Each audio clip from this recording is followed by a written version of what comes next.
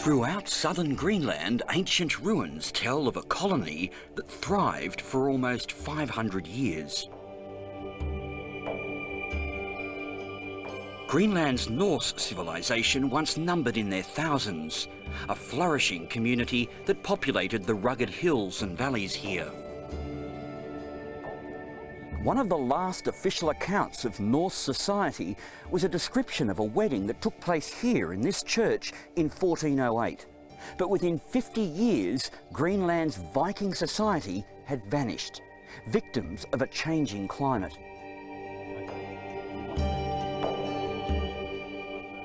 Evidence recently uncovered by scientists indicates that the Norse most certainly starved to death as the mercury plunged. Now, in a reversal of fortune, as temperatures rise and ice caps melt, Greenland is growing greener. And the warming climate is breathing new life into its once barren turf. It is very nice to grow things, but there's a lot of stones there. It's a kind of moraine, silt soil. You can see it over here.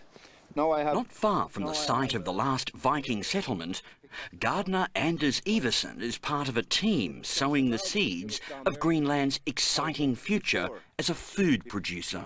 We do different kind of tests, different kind of varieties of vegetables, green cabbage, spring greens, broccoli, cauliflowers, all kind of salads, iceberg, romano, Lolo Bionda, Lolo Rosso.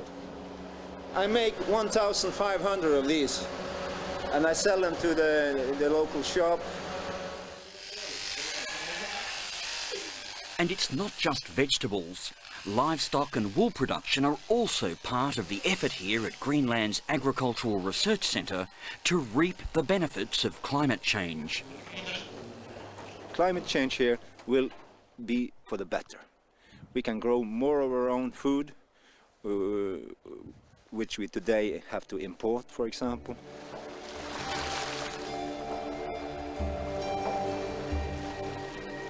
As its glaciers melt and crumble, Greenland's resources are becoming accessible.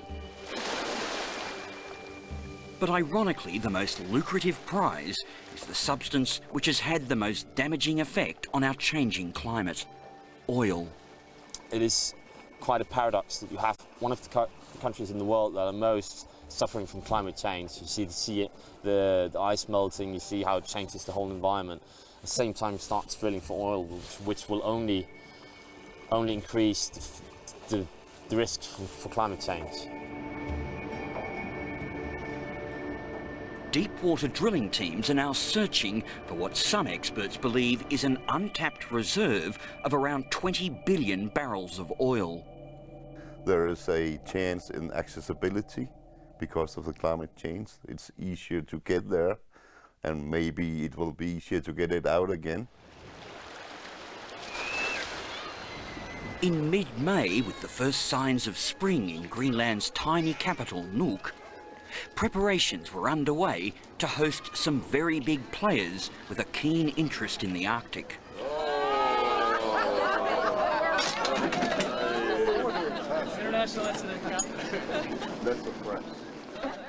On a boat tour of Nuuk's magnificent fjord, Hillary Clinton, along with other representatives of what's known as the Arctic Council, are literally blockaded for a pre-arranged photo opportunity.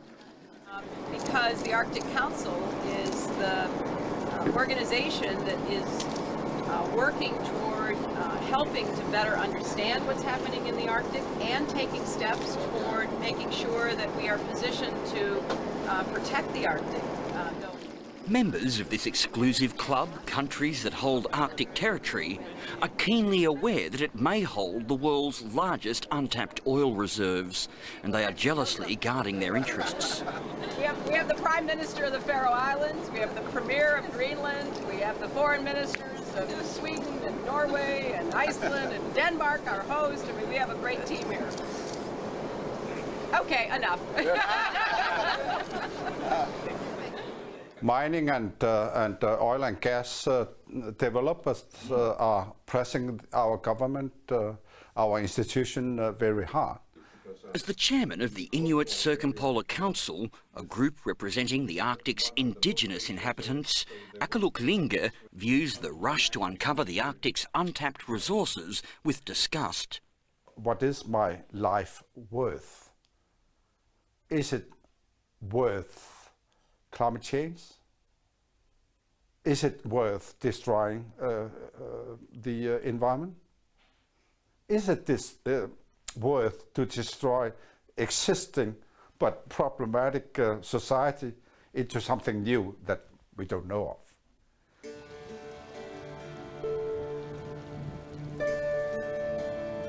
Global environmental groups like Greenpeace are warning that drilling for oil in these remote and pristine waters has the potential to trigger an unprecedented environmental catastrophe. To have an oil spill in the Mexican Gulf is like getting a cardiac arrest in New York. Help is always on its way. To have an oil spill in Arctic waters is like getting cardiac arrest in the North Pole. The only one that can help you is Santa Claus, and he's not around.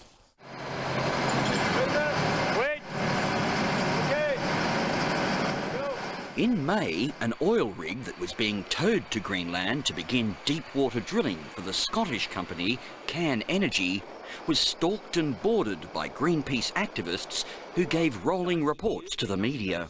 Pretty hard conditions, I'd imagine. If a spill happened up here, there would be no way you could deal with it. There would be ice everywhere, and a company, I'm afraid, like Can, which has a handful of supply vessels, is not going to be able to cap an Arctic oil spill. If you had a deep water disaster here, though, now, tomorrow, you couldn't cope with it, though, could you? Of course, we have limited resources and not at least limited experiences. We don't claim at all that we ourselves would be able to do a full cleanup, for instance. We don't claim that we are experts yet. And also, we don't claim that there are no risk.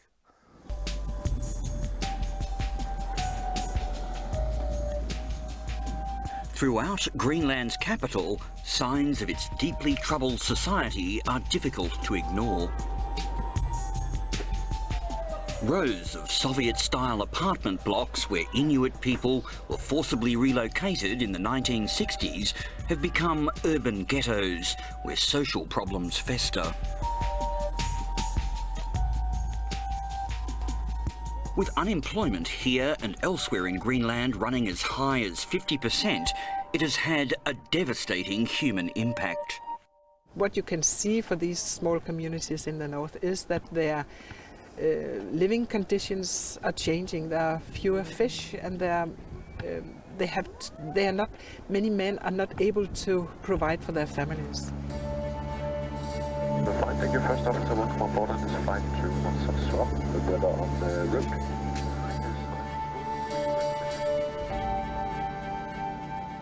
But the effects of global warming are even more profound in Greenland's south.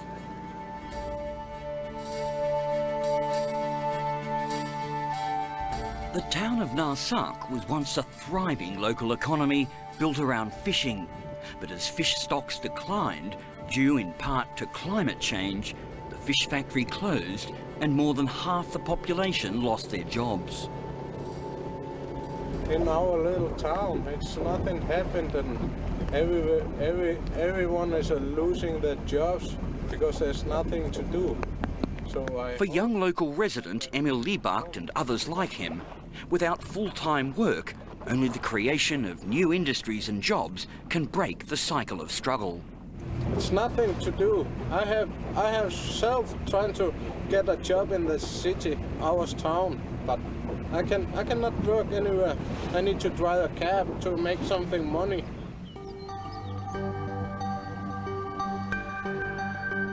But as well as oil, there are other riches now becoming accessible with the melting of Greenland's ice, including the discovery in the mountains behind Narsark of elements vital to modern technology, known as rare earths. Rare earths are used in everything from iPhones to laser-guided missiles. And China now controls 95% of the world's supply, with enormous security implications. This desolate plateau is what all the excitement is about, and it has the potential to fundamentally shift global markets.